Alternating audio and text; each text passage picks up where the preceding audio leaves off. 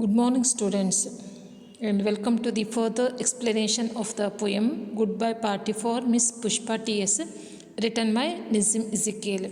Okay, in the last class, we have already discussed the way in which the author makes gentle fun of English mainly used by the Indians, the mistakes that we used to commit, and also grammatical mistakes, and the most of the idioms phrases that we most of the time it is mainly the direct translation from our mother tongue, from our one of the Indian languages.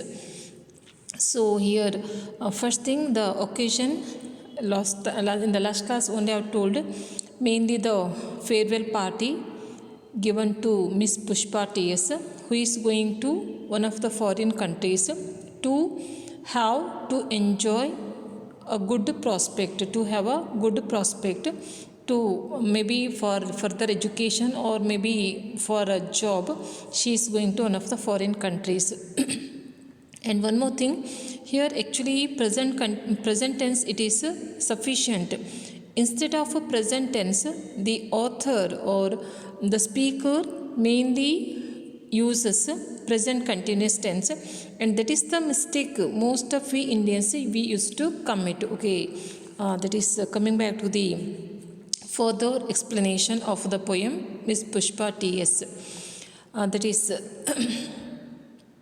Miss Pushpa is coming from very high family, and once again Miss Pushpa comes from very high family.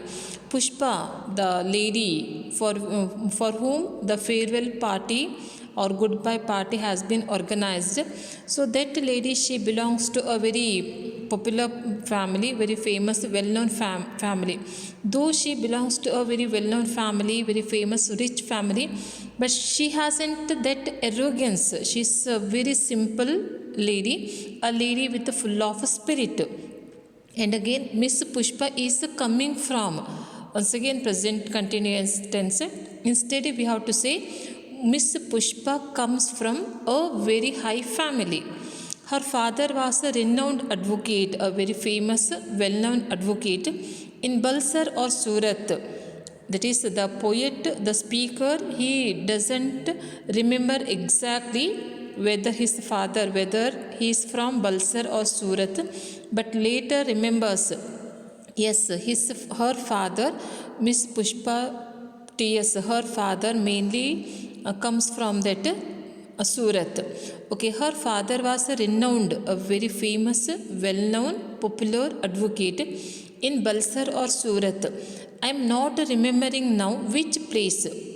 Once again, I am not remembering, present continuous tense. Instead, we have to say I do not remember. I do not remember now which place. Later remembers, yes, it is Surat. Yes. And he gets the chance, he gets the occasion to remember. That is the place from which her father comes. It is mainly Surat. And he gives the situation, that is, yes, Surat only, mainly because he remembers.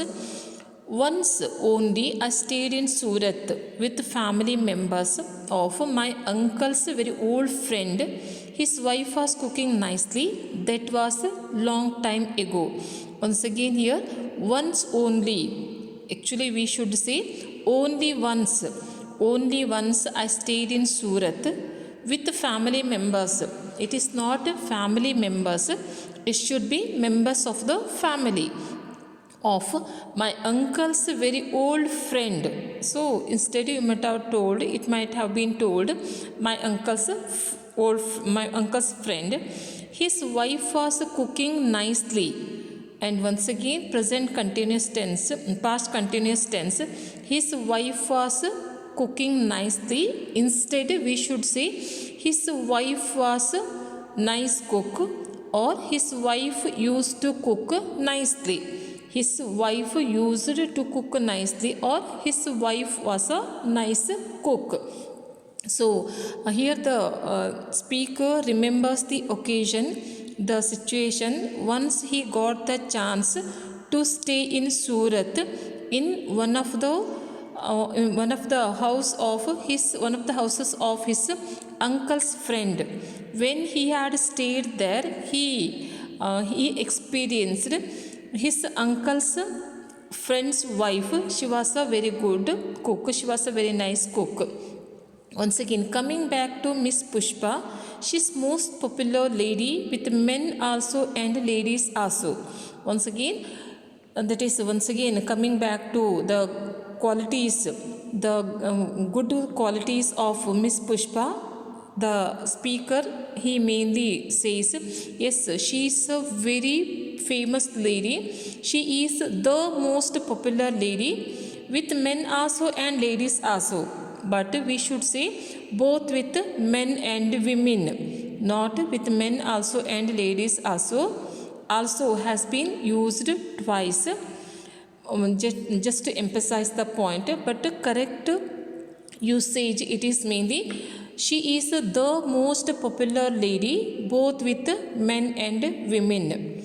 Whenever I asked her to do anything, so mainly to to prove the great qualities, or to justify the good qualities, the sweet qualities, the sweetness of that girl Pushpa, the speaker mainly says, of course she is a very famous lady, she is the most popular lady, and he gives the reason to prove, to justify the sweet qualities, the sweet nature of Miss Pushpa. So whenever I asked her to do anything, she was saying, just now only I will do it. That is showing good spirit. And here once again we may observe the mistakes. Whenever I asked her to do anything, she was saying, she says, or she used to say, just now only I will do it. That is, instead we may say, sure sir, I will do it. Once again, just now only I will do it. That is the direct translation from our mother tongue, from Indian languages. Instead we have to say, sure sir, I will do it. She was saying, it is not she was saying, she used to say. That is showing good spirit. Once again, here present continuous tense has been used. Instead we have to say, that shows, simple present tense sufficient enough. That shows good spirit. I am always appreciating the good spirit. Once again, I am always appreciating. We have to use I always appreciate. I am appreciating, it is not proper way.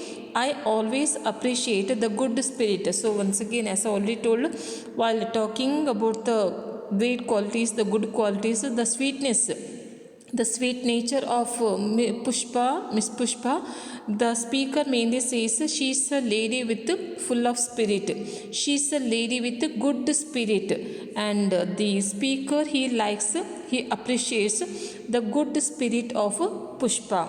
Pushpa Miss is never saying no. Once again, Pushpa Miss never says no. Whatever I or anybody is asking, she is always saying yes. So once again, the present continuous tense, most of the time, in most of the sentences, that present continuous tense has been used. So I am that is showing good spirit. That shows good spirit. I am always appreciating. I always appreciate.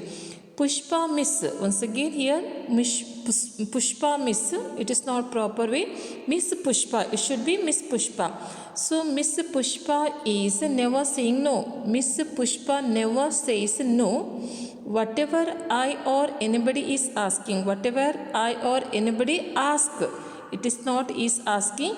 Whatever I or anybody ask, she is always saying yes. She always says yes. And today she is going to improve her prospect, and we are wishing her bon voyage. Now I ask other speaker to speak, and afterwards Miss Pushpa will do summing up. So that is the writer, the speaker, mainly talking about, mainly appreciating the good qualities, the good nature, the sweet nature. So everybody likes Miss Pushpa mainly because of her great quality, mainly because of her sweetness, mainly because she is a lady with full of spirit, and she is a lady with good qualities, good spirit, and she always used to carry a beautiful smile in her face. So because of all these qualities, the speaker he mainly says he likes, he appreciates the sweetness, the sweet nature of Miss Pushpa T.S. Thus, after making that speech, farewell speech, now the author or the speaker he requests other colleagues to, if anybody is interested to make a speech, yes, they are most welcome. And also says in the end, that is when everybody has finished their turn, Miss Pushpa in the end she will sum up. Thus here this poem it is in the form of a speech made by one of the Miss Pushpa's friends or one of the colleagues of Miss Pushpa, and here mainly two things have been served. One is the speaker mainly talks about, in his farewell speech he mainly talks about the sweet nature, the sweet spirit, good spirit of Miss Pushpa, mainly appreciates the good qualities of Miss Pushpa. At the same time, the speaker or the author, the poet, he also makes gentle fun of the people who cannot speak English properly. That is the mistakes we Indians, we semi-educated Indians, we do commit in mistakes while speaking proper English.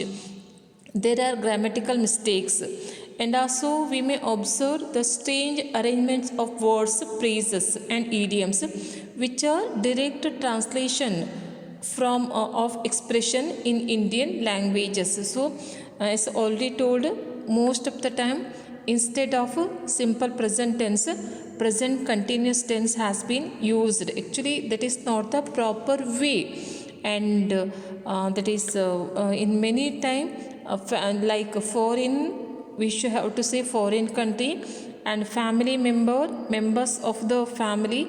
Thus that is the author or the right poet, he comments or he makes gentle fun of the language. At the same time, he also talks about the great qualities of Miss Pushpa.